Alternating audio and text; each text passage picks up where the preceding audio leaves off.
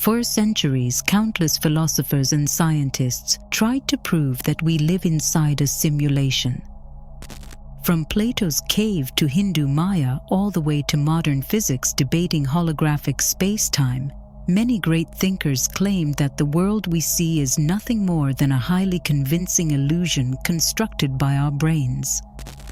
People debated, argued, and speculated, but despite centuries of theories, no one ever produced a concrete evidence. That was until one remarkable scientist publicly announced that he had found proof that reality is nothing but a holographic matrix generated by human consciousness. 1 month later, on the very night he was scheduled to publish his findings, he vanished without a trace, never to be found again. Born in Mexico City in 1946, Jacobo Grinberg was fascinated with the nature of the mind from his earliest years. While most children his age tried to understand the world around them, Jacobo wanted to understand the world behind it.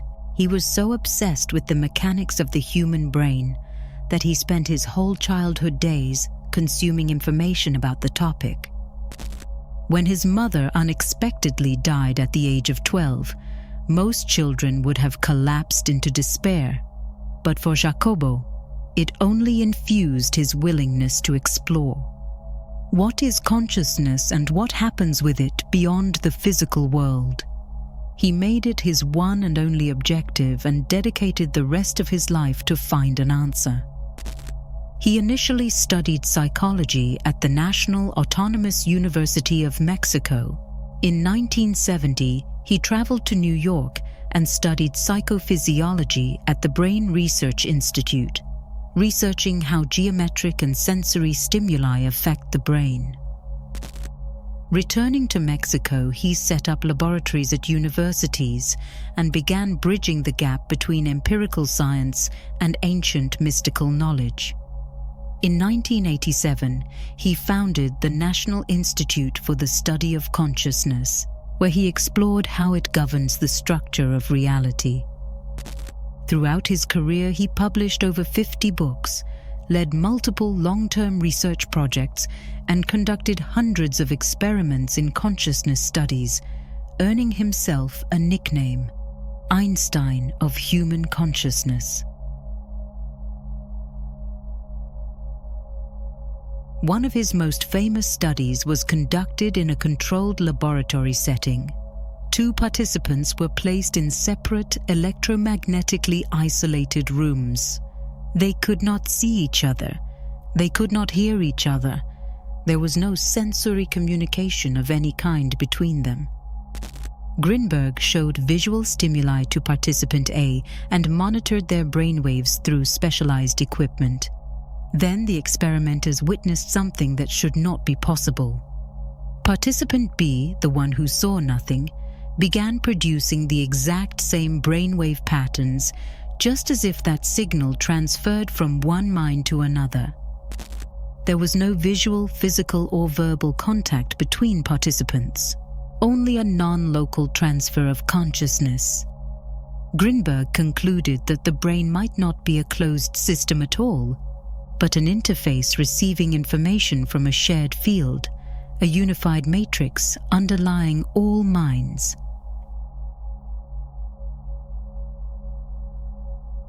One of the more controversial chapters in Grinberg's research was his investigation into what he called extraocular vision, the possibility that human perception isn't strictly bound to the physical senses. Grinberg worked with a group of children aged mostly between 5 and 13. He blindfolded them completely, sealed out all sources of light, and after training them in various awareness exercises, asked them to identify images, read text, or describe the environment they were in, using only their mind as a sensing instrument. Another time, something strange began to happen. The children started describing objects placed in front of them with shocking accuracy.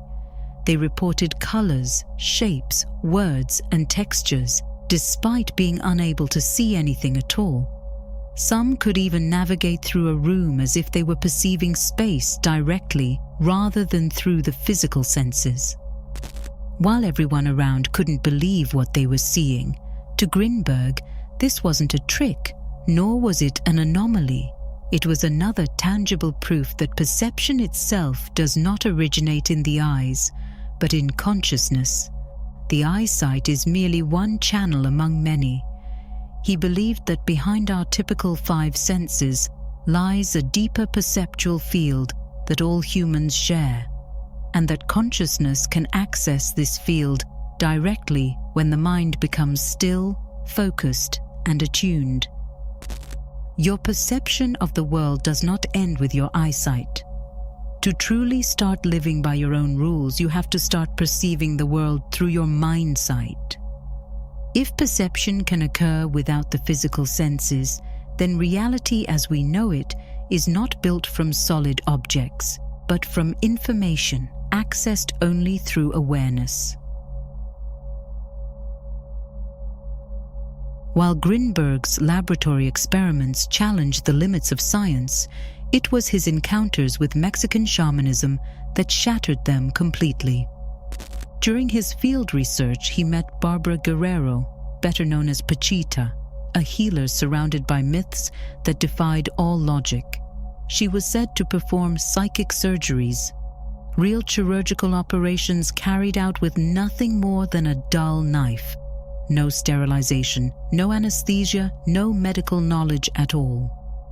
Even a man like Grinberg approached this with caution, but what he witnessed forced him to rethink his concept of reality once again. Patients lay calmly on a wooden table while Pachita entered a deep trance state, claiming to be guided by a spirit she called El Hermano. With movements too precise for someone with no surgical training, she pressed the knife into the skin, extracted the damaged organ, and placed in its stead what she described as its energetic twin, the healed version drawn from a higher plane of reality.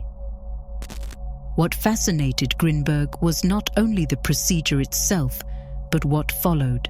There was no bleeding beyond the minimal, no signs of trauma, and, most unsettling of all, most patients reported recovery without scars, infection, or other side effects of any kind. Their bodies behaved as if the surgery had happened on a level beyond the physical. Grinberg documented everything meticulously. He measured vital signs, interviewed patients, observed dozens of sessions, and each time he expected to find some trickery or illusion. Yet each time, the results defied every conventional explanation he had. Grinberg came to the conclusion that Pachita wasn't manipulating flesh.